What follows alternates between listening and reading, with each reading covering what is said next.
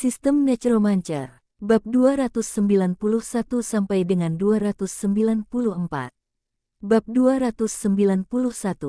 Bab 291, Tangki Pembibitan. Sepertinya itu adalah penghormatan dari manusia setengah laba-laba. Pada saat itu, Wu Heng ingin menangkap bajak laut itu, tetapi dia tidak mencari apapun dengan cermat. Setelah membunuh orang-orang, lokasi kejadian diambil alih oleh tim.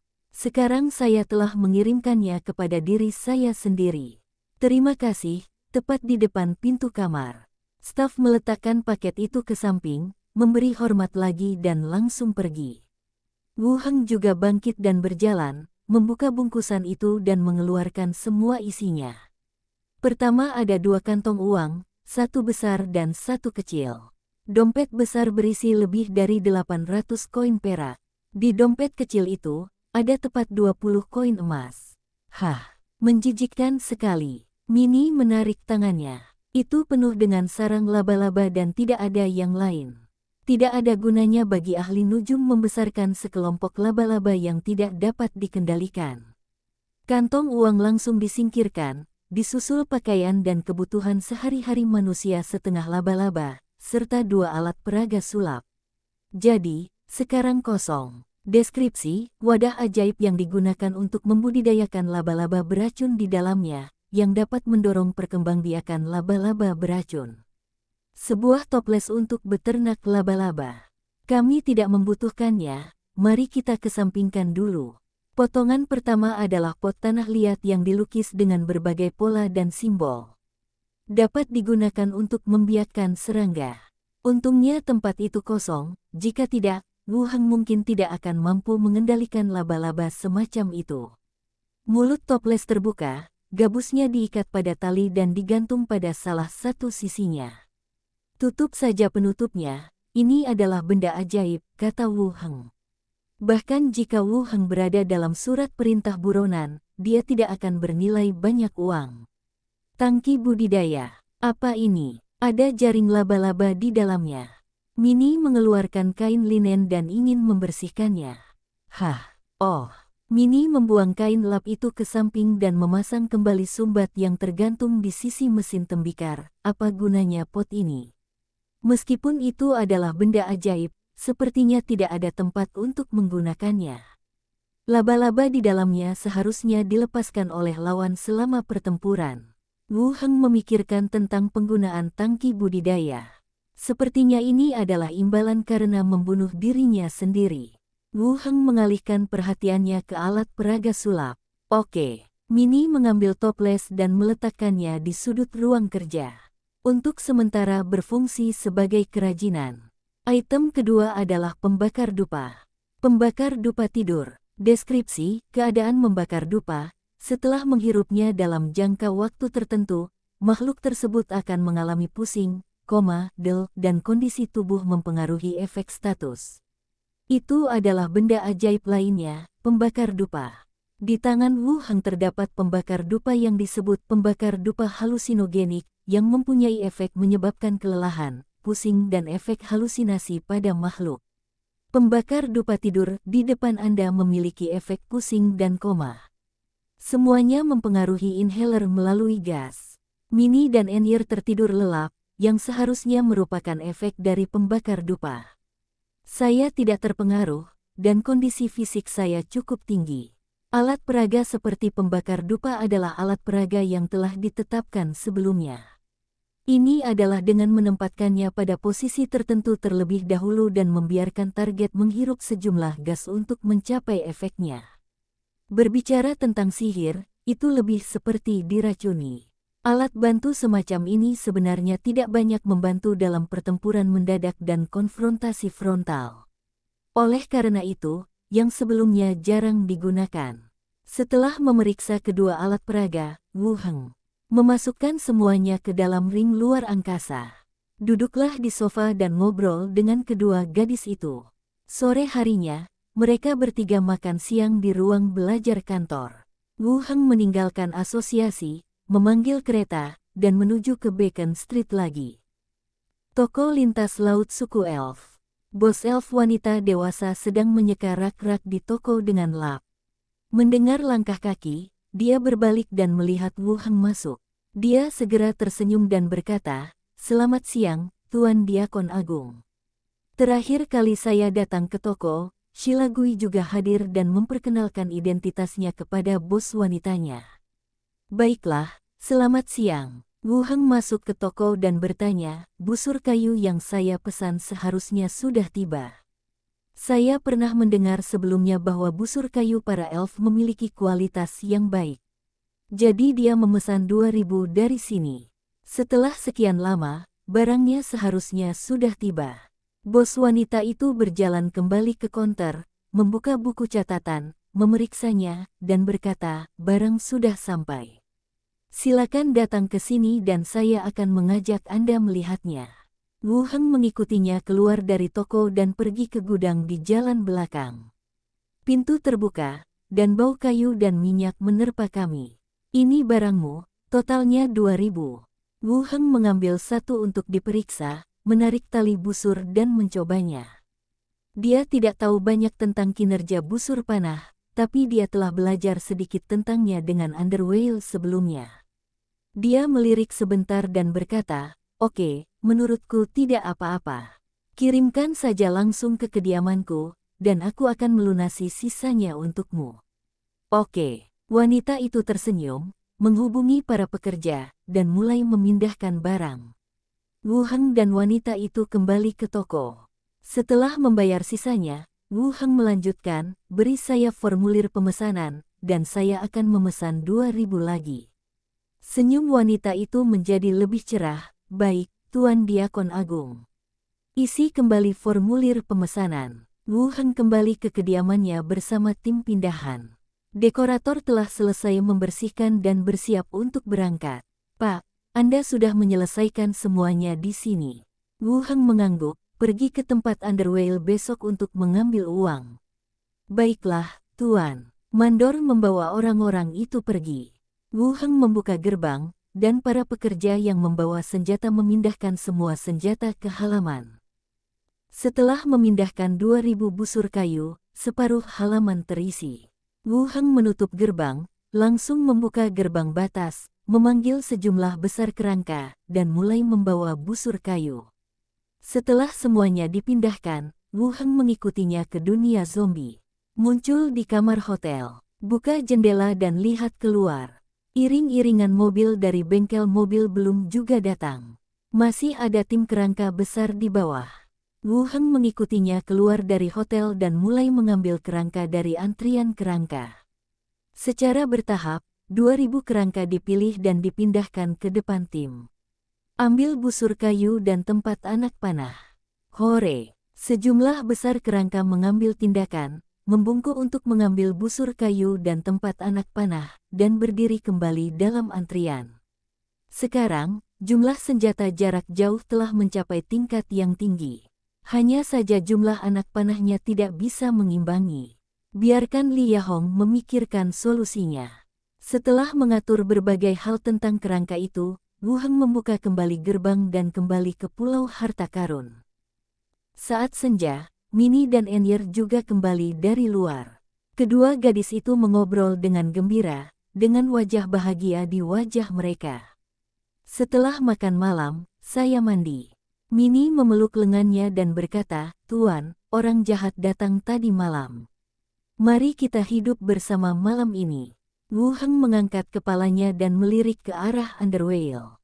Telinga hewan Underwhale sedikit bergetar, tapi dia masih melihat dokumen di tangannya, seolah dia tidak mendengar apapun. "Apakah Weyer ingin tinggal sendiri atau tinggal bersama kami?" Wu Heng bertanya. Underwhale mengangkat kepalanya sedikit dan berkata, "Saya juga bersama tuannya." Bab 292. Bab 292, tetangga sebelah. Keesokan harinya, Wu Heng terbangun dari tidurnya. Di sebelah kiri adalah Minnie yang masih tidur nyenyak. Merendahkan selimut tipis yang menutupi tubuhnya, Underwhale mendongak saat ini.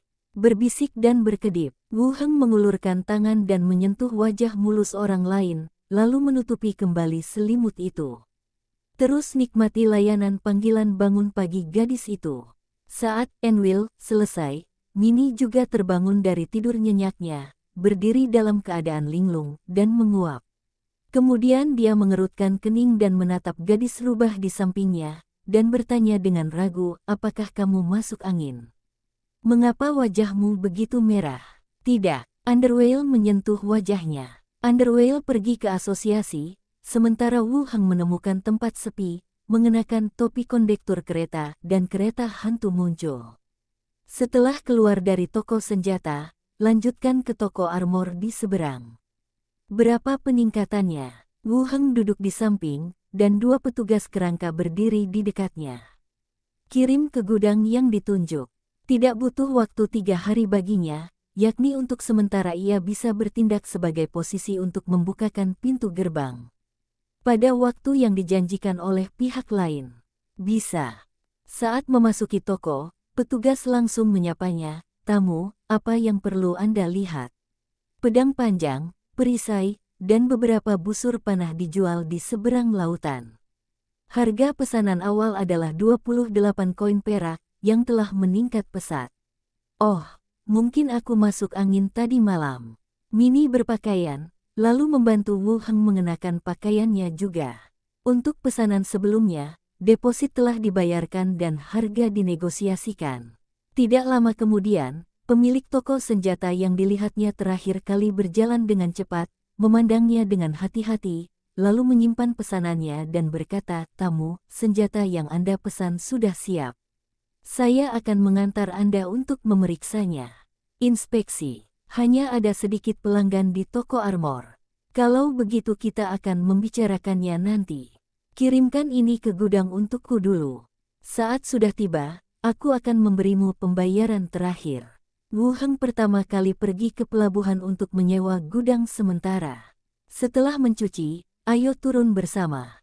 Tadi, pihak lain melihat saya dan mengira dia mengidentifikasi dirinya, tetapi ternyata dia ragu apakah akan menaikkan harga. Wu Heng mengangguk dan mengambil 2 di antaranya untuk diperiksa. Tamu, saya hanya ingin menyampaikan hal ini kepada Anda. Lupakan pesanan sebelumnya. Jika Anda terus memesan senjata, harganya akan berubah. Wu Heng menyipitkan matanya dan memandang pihak lain dengan hati-hati. Bagus. Terakhir kali, di kota Netale, sejumlah busur panah dan pelindung kulit dipesan. Tamu, apakah Anda di sini untuk mengambil barang? Bos wanita keluar dari konter dan menyapa sambil tersenyum. Setelah menulis kota Netale di rencana perjalanan, langsung masuk ke gerbong. Pintu terbuka dan tercium bau minyak. Petugas mengambilnya, melihat pesanannya, dan berkata, tamu, tunggu sebentar. Setelah menyewa toko, kami langsung menuju toko senjata di jalan komersial. Wu Heng mengikutinya ke gudang halaman belakang. Sarapanlah. Saat berjalan ke dalam toko, saya melihat pemilik montok dan menawan sedang menyeka konter. 35 koin perak untuk panah yang kuat. Masa sewa minimum adalah 3 hari. Kualitasnya cukup bagus, tidak berbeda dengan yang dipajang di toko. Wu Heng berkata langsung, kirimkan barang-barang itu ke gudang nomor 32 di pelabuhan, dan kirimkan pesanan lagi kepada saya. Jumlahnya masih 500 busur panah. Bahkan jika pihak lain bertanya, Wu Heng tidak akan memberinya lebih banyak uang. Senjata di sini semua milikmu. Total ada 500 busur panah, semuanya sudah diuji. Bos menunjuk ke kiri. Wu Heng keluar dari toko, dan bosnya memanggil orang-orang untuk mulai memindahkan senjata di gudang. Wu Heng mengeluarkan formulir pemesanan dan menyerahkannya kepada pihak lain. Saya membeli beberapa barang di sini terakhir kali. Apakah Anda siap? Nah, apakah barang saya sudah siap? Siap. Saya menunggu Anda untuk melihatnya. Pemilik rumah membawanya ke gudang dan membuka pintu. Gudang itu penuh dengan barang-barang siap pakai. Wu Heng juga memeriksa 2 item, dan tidak ada masalah. Saya sangat puas dengan kualitasnya. Selama Anda puas, apakah harga pelindung kulit meningkat di sini? Wu Heng bertanya. Itu naik, tiap tipe naik sekitar 20%, kata pemiliknya langsung. Wu Heng melihat sekeliling dan terus bertanya, bisakah Anda memberitahu saya alasannya? Sang induk semang ragu-ragu sejenak, lalu merendahkan suaranya dan berkata, di kerajaan Yeko, sejumlah besar senjata dan armor sedang dibeli, menyebabkan harga di seluruh pasar mulai naik. Apakah itu juga diakuisisi oleh kerajaan? Tentara ingin bertarung. Jangan katakan omong kosong ini, itu akan menimbulkan masalah. Pemilik rumah melihat sekeliling dan berkata, saya mendengar beberapa informasi dari Treasure Island. Raja lama kerajaan Yeko mungkin tidak akan berumur panjang, dan beberapa pangeran mungkin akan berebut tahta. Sekarang tampaknya situasinya lebih serius. Mereka mulai mempengaruhi pasar dimanapun. Kapan pasar akan pulih? Wu Heng terus bertanya. Bagaimana saya bisa mengetahui hal ini sebagai seorang wanita? Bos wanita itu ragu-ragu dan melanjutkan, jika Anda masih ingin memesan, Anda dapat meninggalkan saya alamat dan saya akan menulis surat kepada Anda untuk memberi tahu Anda. Wu Heng merasa bahwa sang induk semang cukup banyak bicara. Dia langsung berkata, oke, tulis saja surat dan kirimkan ke asosiasi. Alamatnya adalah Treasure Island Association, Anyer. Sang induk semang membuka matanya dan berkata, apakah Anda dari asosiasi? Nah, saat kamu menulis surat itu, ceritakan juga padaku tentang situasi terkini dan seterusnya. Baiklah, kamu harus merahasiakannya untukku, kalau tidak kamu akan kehilangan akal. Keduanya mengobrol sebentar, dan Wu Heng membayar pembayaran terakhir untuk pelindung kulit itu.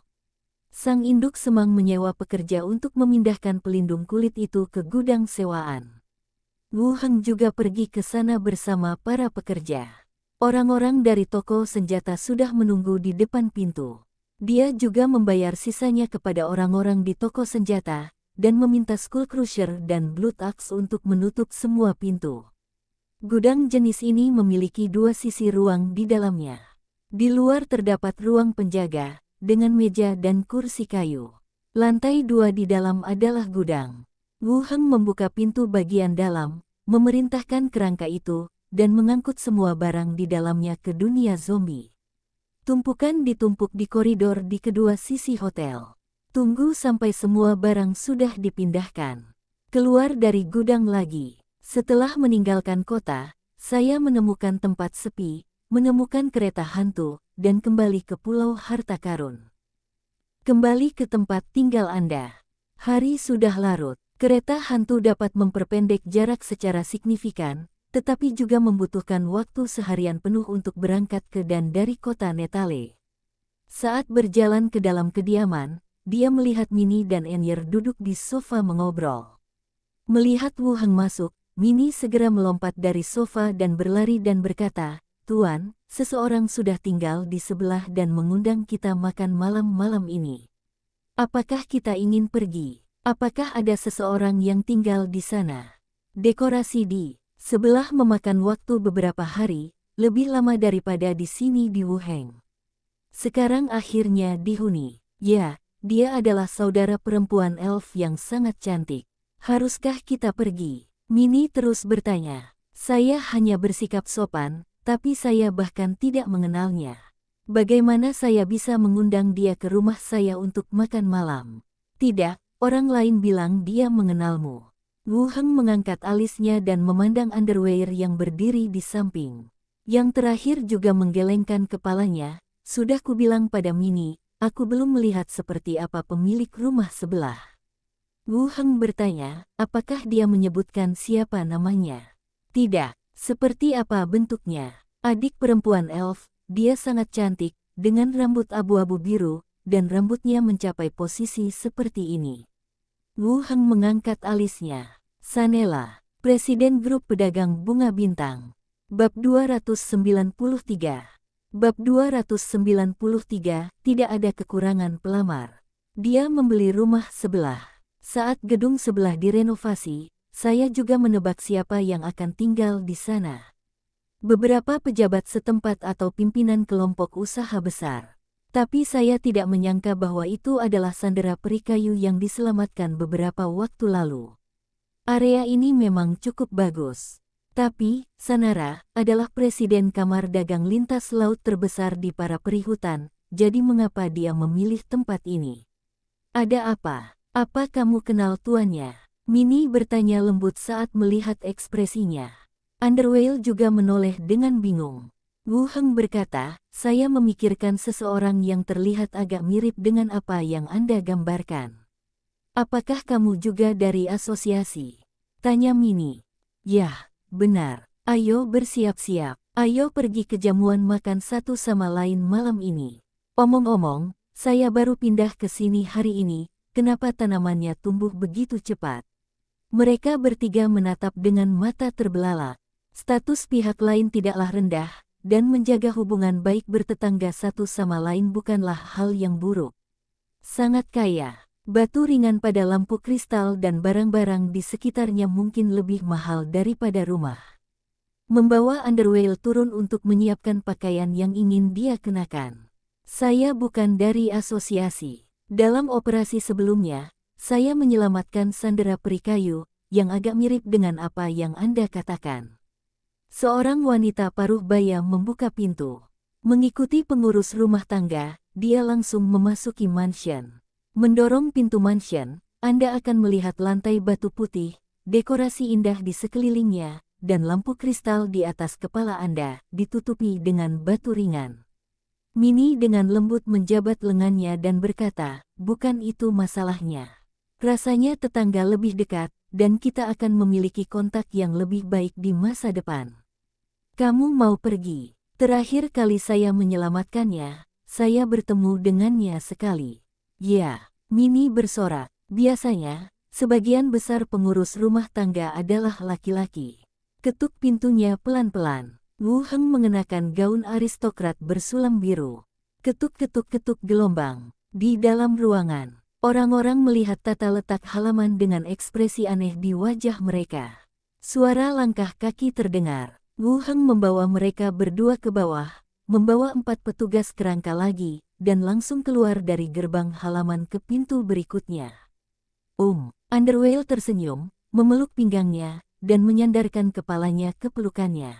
Underwhale dengan lembut menyesuaikan kerahnya dan berkata, kelihatannya bagus sekali.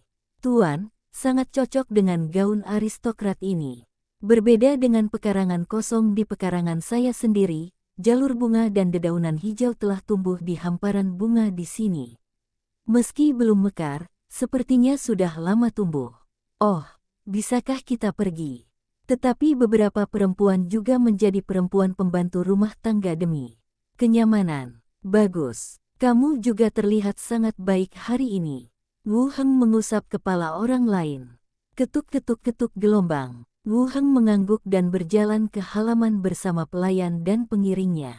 Minnie mengenakan gaun dan melangkah dengan rok di tangan. Tuan, apakah Anda siap? Khususnya di kerajaan Yeke, ada beberapa kebingungan. Dia melirik ke arah Wu Heng dan kedua pelayannya, tersenyum dan berkata, saya kira itu wakil diakon Wu Heng. Nyonya sudah menyiapkan makan malam, silakan masuk. Mungkin saya bisa membeli beberapa barang yang dibutuhkan melalui peri kayu. Perempuan harus menjadi pengurus rumah tangga. Ayo pergi dan ambil hadiah yang sudah kamu siapkan.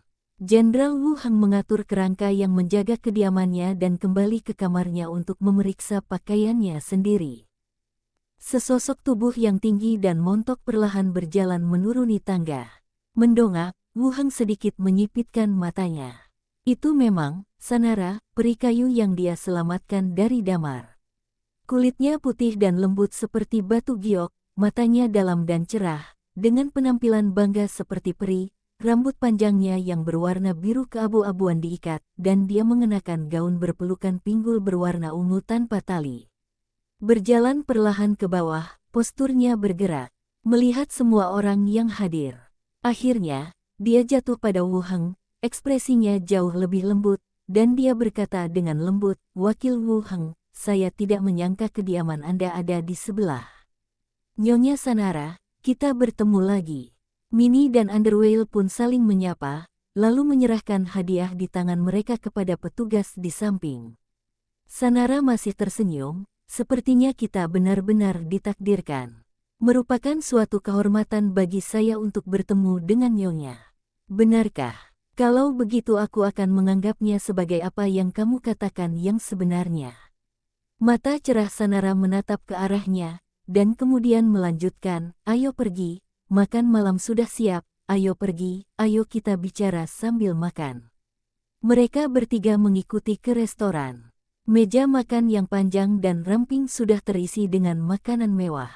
Wu Heng belum pernah melihat banyak hal sebelumnya. Yang bisa dia identifikasi juga adalah hidangan alkimia, yang dianggap makanan yang relatif mahal. Orang kaya benar-benar tahu cara bersenang-senang. Setelah bertukar kata sopan, mereka mulai duduk dan makan. Peri kayu berperilaku bermartabat dan anggun, dan bahkan saat makan, mereka mengunyah makanannya dengan hati-hati. Wu Heng menggigitnya sedikit, mendongak lagi, dan melihat peri kayu di seberangnya, bersandar di dagunya dan menatapnya dengan lembut. Nyonya Sanara, mengapa Anda berpikir untuk membeli rumah di sini? Wu Heng menemukan topik. Yah, aku juga tidak punya tempat tinggal di Treasure Island. Kupikir itu tempat yang bagus, jadi aku langsung membelinya. Jadi, Lady Sanara akan tinggal di pulau itu secara permanen. Sanela mengangkat alisnya dan bertanya, apakah kamu tidak puas denganku sebagai tetangga? Tidak, ada baiknya kita bertetangga. Sanara tersenyum, mengedipkan mata padanya, mengambil anggur buah dan menyesapnya, meninggalkan bekas bibir tipis di tepi gelas dengan bibirnya yang indah. Kak, kenapa semua bunga di halamanmu bermekaran? Mini menyela dan bertanya. Kami telah mengembangkan ramuan yang dapat merangsang pertumbuhan tanaman. Saat aku pergi, aku akan memintamu untuk membawakannya. Masukkan ramuan itu ke dalam air dan tuangkan ke dalam tanah seperti biasa. Sanara menjawab sambil tersenyum. Itu sangat memalukan. Beberapa ramuan tidak begitu berharga, kata Sanara, dan terus fokus pada Wu Heng, wakil Wu Heng, dari mana asalnya. Sebuah kota kecil di kerajaan Yeko. Oh, kerajaan Yeke adalah tempat yang sangat bagus. Beberapa orang mengobrol sambil makan dan saling menanyakan beberapa topik menarik. Rasanya para peri kayu di depannya tidak menunjukkan permusuhan terhadap profesi necromancer. Sebaliknya, saya sedikit terlalu khawatir. Pertanyaannya adalah tentang asal-usul dan kehidupan masa lalunya. Penyelidikan semacam ini tidak melibatkan keselamatan Anda sendiri, tetapi hanya memberi kesan kepada orang lain bahwa pihak lain penasaran dengan Anda. Hal-hal yang perlu ditanyakan ketika menjadi dekat satu sama lain. Sudah makan malam. Beberapa orang mengobrol sebentar di ruang tamu. Hari sudah larut, jadi dia bangun dan mengucapkan selamat tinggal pada peri kayu dan meninggalkan kediamannya. Sanara menyuruh seseorang mengantarkan ramuan itu dan melambaikan tangan kepada beberapa orang. Kembali ke tempat tinggal Anda. Mini menepuk perutnya dan berkata, Suster Sanara sangat baik, cantik, lembut dan kaya. Ini pertama kalinya kita bertemu, dan kita menjadi tamu lagi. Kita pasti akan lebih lembut. Underwear berganti pakaian rumah dan melanjutkan, apakah dia memiliki kesan yang baik terhadap tuannya. Dia selalu merasakan seperti itu dari penampilannya, padamu juga sedikit tidak nyaman. Mungkin karena dia terlalu antusias, statusnya sudah melebihi sosialita, dan dia pasti punya banyak pelamar, kata Wu Heng sambil berganti pakaian. Paling-paling, kami memiliki hubungan yang baik satu sama lain. Mengingat penampilan dan status pihak lain, tidak ada kekurangan pelamar. Bagaimana jika pihak lain punya ide itu? Maukah kamu menikahinya kembali dan menjadi istrimu? Peri mempunyai umur ratusan tahun, dan sepertinya dia juga punya suami. Oh. Selesai berganti pakaian, minum teh di ruang tamu. Sebelum tidur, Wu Heng pergi ke halaman untuk berlatih pedangnya. Keduanya melihat Wu Heng keluar, berganti pakaian latihan, dan mulai berlatih. Tunggu sampai larut malam dan kembali ke kediaman Anda untuk beristirahat. Keesokan harinya, dini hari, Underwell pergi ke asosiasi untuk menghadiri kelas. Wu Heng berkemas, membuka pintu di lantai 4, dan menuju ke dunia zombie. Hitch membuka tirai dan melihat keluar. Iring-iringan mobil yang panjang dan ramping berhenti di pinggir jalan. Orang-orang yang selamat dari bengkel mobil mulai mencari perbekalan di sekitar. Wu Heng turun, Li Yahong turun dari bus dan langsung berjalan. "Kapan kamu datang ke sini?" "Saya baru saja tiba dan membagi area pencarian untuk semua orang," kata Li Yahong. Wu Heng mengangguk dan berkata, "Ikutlah denganku." "Oke." Ikuti Wu Heng ke hotel di belakangnya. Mata Li Yahong langsung melebar. Koridor di kedua sisi dipenuhi berbagai barang. Arbales dan armor kulit, ini yang paling banyak. Banyak. Seharusnya cukup bagimu untuk menukarnya untuk sementara waktu. Jika kamu membutuhkan peralatan apapun, beritahu aku. Wu Heng berkata dari samping. Ini cukup untuk ditukarkan oleh orang-orang yang selamat di sekitar.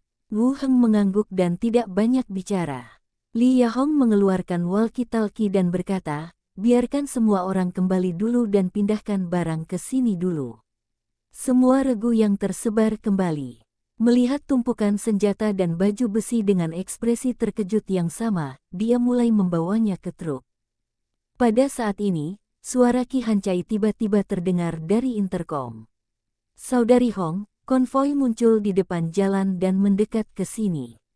Sejumlah besar mayat muncul di belakangnya. Dapat dipastikan bahwa ada juga 2 tank sekunder. Bab 294. Bab 294, di tangan siapa dia akan mati. Berita tersebut sampai ke semua orang melalui interkom. Pada saat yang sama, suara langkah kaki berlari dan deru mayat terdengar samar-samar. Wah, gelombang. Para korban langsung panik. Meski bengkel mobil terus memperluas wilayah kendalinya, para penyintas masih memiliki rasa takut yang mendalam. Terhadap mayat-mayat tersebut, Li Yahong memberi isyarat kepada semua orang untuk tidak membuat kekacauan, menekan interkom dan bertanya, apakah jumlahnya banyak. Seharusnya ada cukup banyak. Mereka berbelok dari persimpangan di depan mereka. Tidak mungkin untuk menilai jumlah spesifiknya. Ada 5 orang yang selamat dalam konvoi. Sekarang ada 4 kendaraan, dan mereka mendekat ke sini. Lanjut Qi Hancai, biarkan orang-orang mengawasimu. Saudari Qi, kembalilah dulu dan bersiaplah memimpin orang untuk mencegat konvoi. Oke, jawab Qi Hancai. Li Yahong juga menutup walkie-talkie dan mulai menginstruksikan masyarakat lainnya untuk menggerakkan kendaraannya. Tentara kerangka yang ditempatkan di sekitar hotel segera mengambil tindakan. Saya tidak tahu dari mana asal para penyintas ini, dan mereka sebenarnya menarik begitu banyak zombie. Langkah kaki menjadi semakin jelas, dan suara gemuruh menjadi semakin intensif. Selain kendaraan para penyintas dan rombongan mayat di belakangnya, gambar yang dibagikan juga memperlihatkan 2 zombie raksasa tingkat kedua yang cacat dengan tinggi 3 meter dan otot melengkung. Melihat zombie di kejauhan, dia kembali ke tubuhnya lagi. Tiba-tiba, ekspresi pengemudi tiba-tiba berubah. Dia mengusap matanya, dan ekspresinya berubah dari serius menjadi ketakutan. Meski begitu, sulit untuk mengatakan apakah mereka bisa bertahan. Hulala gelombang. Zombie yang tertarik dari kedua sisi menabrak sisi mobil seperti orang gila. Gerombolan mayat di belakang mereka mencegah mereka melambat sama sekali. Mengikuti rombongan mayat tersebut, mereka mengejar konvoi tersebut ke depan bersama-sama. Dia berkata, "Lihat, apakah kerangka itu ada di depanmu?" Tengkorak menghalangi seluruh jalan. Wu Heng sekali lagi meminta Xiao Xiao terbang ke udara dan melihatnya. Para penyintas yang melarikan diri terdiam, masing-masing tampak khusyuk, dan wajah mereka berlumuran keringat. Sedangkan untuk zombie yang cacat, masih ada 2. Di belakang formasi tombak, terdapat prajurit kerangka yang memegang pedang besi, kapak perang, dan palu. Di belakang mereka terdapat pemanah kerangka dalam jumlah terbesar kedua, dengan busur dan anak panah terhunus, siap berangkat. Hancurkan zombie di depan Anda. Setelah menonton gambar yang dibagikan, Wu Heng segera memerintahkan kepada kerangka berkepala besar, mobilkan tim kerangka dan buat garis pertahanan di sepanjang jalan untuk bersiap melawan mayat. Hal itu membuat mobil van yang sudah menginjak gas hingga ke bawah terus bergoyang. Di bagian belakang konvoi, terdapat banyak mayat. Hah, gelombang. Pemandangan di kejauhan juga terlintas dalam pikiran saya. Sebarkan garis pertahanan di sepanjang jalan. Setelah Wu Heng menerima berita tersebut, dia melepaskan Xiao Xiao untuk terbang secara vertikal ke langit. Lebih jauh di belakang adalah kerangka naga terbang. Tengkorak besar itu tidak merespon. Orang lain di dalam mobil segera merunduk dan melihat ke depan melalui celah kisi-kisi yang dibentuk oleh jeruji baja. Pasukan kerangka yang padat memblokir seluruh jalan secara horizontal, dengan tombak bergerak maju untuk membentuk dinding kedap udara. Konvoi orang yang selamat benar-benar memasuki pandangan semua orang dan bergegas menuju mereka dengan cepat. Wu Heng melihat ke kejauhan dan berkata kepada kerangka berkepala besar, biarkan kerangka naga terbang naik ke langit dan menjatuhkan bom di belakang kelompok mayat. Di dalam mobil penumpang yang melaju kencang. Dan Qiangzi dan yang lainnya, yang dengan cemas berkeringat di dahi mereka, sedang memuat magasin kerangka naga terbang. Kelompok mayat tersebut bahkan lebih padat, lebih banyak dari kelompok mayat manapun yang pernah kami lihat sebelumnya, memenuhi seluruh jalan tanpa terlihat ujungnya. Sambil mengejar, melempar batu dan tong sampah. 4 mobil van berlumuran darah dan daging, membawa kabut darah, melaju dengan cepat. Sepanjang perjalanan untuk melarikan diri, teman-teman saya terus-menerus dibanjiri oleh mayat. Ketika saya tiba di sini, hanya ada 4 van yang tersisa. Ketuk-ketuk-ketuk gelombang. Majalah sudah dimuat dan saatnya lepas landas. Suara hadron terdengar dari interkom. Kerangka naga terbang di belakang mereka terbang langsung ke langit dan terbang menuju sekelompok mayat. Di tengah suara tulang yang bergesekan secara tiba-tiba, saya melihat sosok besar dan padat menghalangi jalan di depan. Pegang senjata tombak dan kenakan baju perang kuno. Hanya wajah yang terbuka yang dapat dilihat sebagai kerangka berlubang dan pucat. Rongga mata terbakar dengan api biru samar. Sial, apa-apaan ini? Hentikan mobilnya dengan cepat. Kita tidak bisa berhenti. Zombie di belakang kita juga memakan kita. Mari kita lihat apakah ada jalan di kedua sisi yang bisa kita lewati. Orang-orang di dalam mobil segera mengikuti jendela mobil dan melihat ke kedua sisi jalan di depan. Di seluruh jalan, hanya jalan utama ini yang terbuka, dan banyak sekali mobil bekas yang menumpuk di kedua sisinya. Semua orang terdiam. Setelah perjalanan yang panjang dan sulit, saya berhasil melarikan diri ke sini, tetapi saya tidak menyangka bahwa saya akan mati di tangan monster. Perbedaannya adalah apakah Anda mati di tangan kerangka atau zombie di belakang Anda. Seseorang mengertakkan gigi dan berteriak, masuk, pukul langsung, sejauh yang kamu bisa. Ya. Ayo kita tabrak saja. Beberapa orang berteriak keras, mengambil keputusan, dan bergegas ke tim kerangka. Hah, gelombang. Tiba-tiba, pandangan ke depan tiba-tiba menjadi gelap. Sesosok tubuh besar membubung ke langit dari belakang sekelompok kerangka.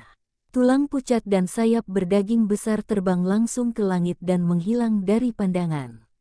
Naga, atau sejenis burung yang aneh dan menyimpang. Semua orang tutup mulut. Tiba-tiba, saya merasa konvoi tersebut mungkin tidak dapat menembus tim kerangka. Hulala gelombang. Tiba-tiba, terdengar suara tulang yang bergesekan satu sama lain. Di hadapan beberapa orang, tim kerangka yang memblokir jalan memisahkan jalan ke kiri dan kanan. Apakah ini? Mari kita masuk. Masuklah, ini masalah hidup atau mati. Bagus. Menginjak pedal gas lagi, dia langsung terjun ke jalur yang ditinggalkan tim kerangka. Beberapa van dari belakang juga memasuki lorong. Saat mereka melewati kelompok kerangka yang padat, semua orang melihat beberapa sosok berdiri di tim kerangka, serta kendaraan militer dan orang yang selamat berbaris di belakang mereka.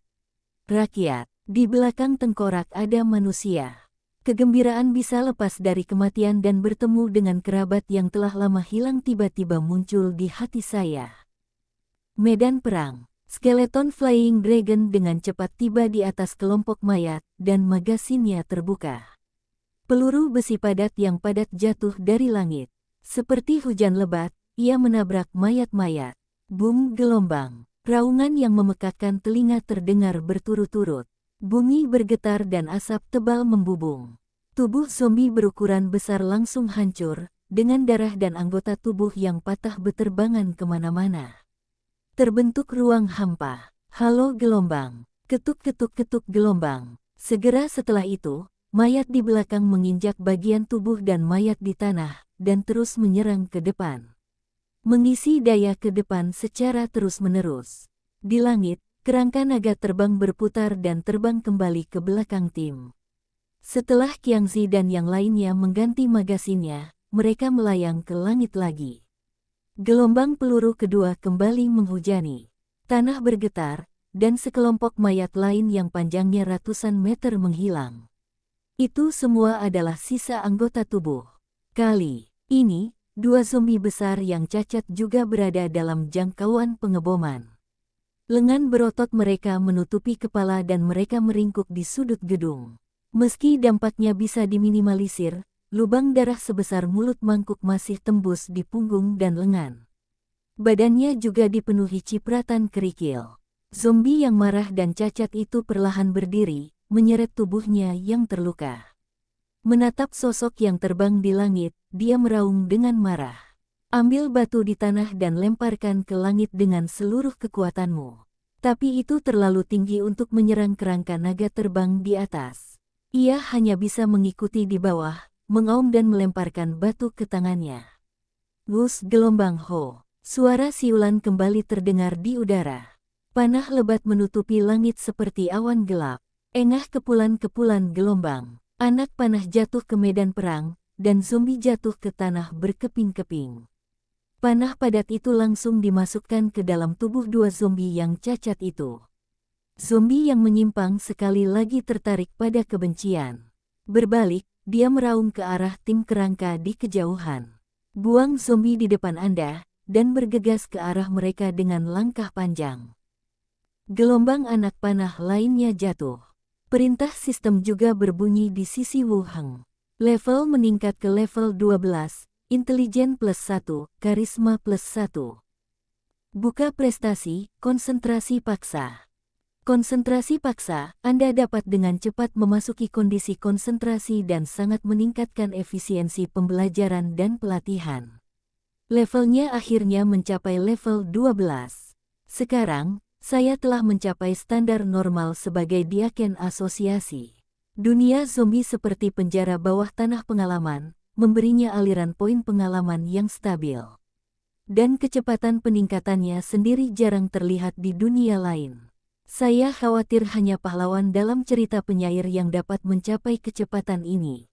Di sampingnya, Li Yahong juga berjalan mendekat dan berkata, Qi Hancai dan yang lainnya telah menghentikan mobil-mobil itu. Bagaimana kita harus menghadapinya dengan lebih baik? Wu Heng menoleh ke belakang dan berkata, tanyakan kepada mereka bagaimana mereka sampai di sini. Jika mereka ingin pergi, biarkan mereka pergi. Jika mereka ingin tinggal, amati saja mereka sebentar dan berikan mereka beberapa tugas. Di bengkel mobil, masih dibutuhkan banyak orang untuk menyelesaikan beberapa pekerjaan. Selain membawa dan menjarah perbekalan, berpatroli, dan membersihkan zombie yang berserakan, ada juga pembuatan sasaran kayu dan perbaikan senjata serta baju besi. Banyak pekerjaan yang memerlukan tangan manusia. Saya tidak takut siapapun bergabung dengan saya. Li Yahong mengangguk, oke. Bagian belakang tim, orang-orang yang selamat di bengkel mobil, bersenjatakan busur panah yang berat, mengepung van yang berhenti. Qi Hancai, yang mengenakan pakaian anti tusuk, perlahan berjalan ke depan dengan tangan di belakang punggung, dan berkata kepada Van, demi keselamatan Anda, saat Anda keluar dari mobil, angkat tangan dan jangan biarkan kita melihat senjata apapun, dan sesuatu yang berbahaya bisa terjadi. Mobil pertama, pintu bengkoknya dibuka perlahan. Sesosok tubuh berjalan keluar perlahan dengan tangan terangkat. Tidak, kami hanyalah orang biasa yang selamat. Kami tidak memiliki kekuatan untuk menyakitimu.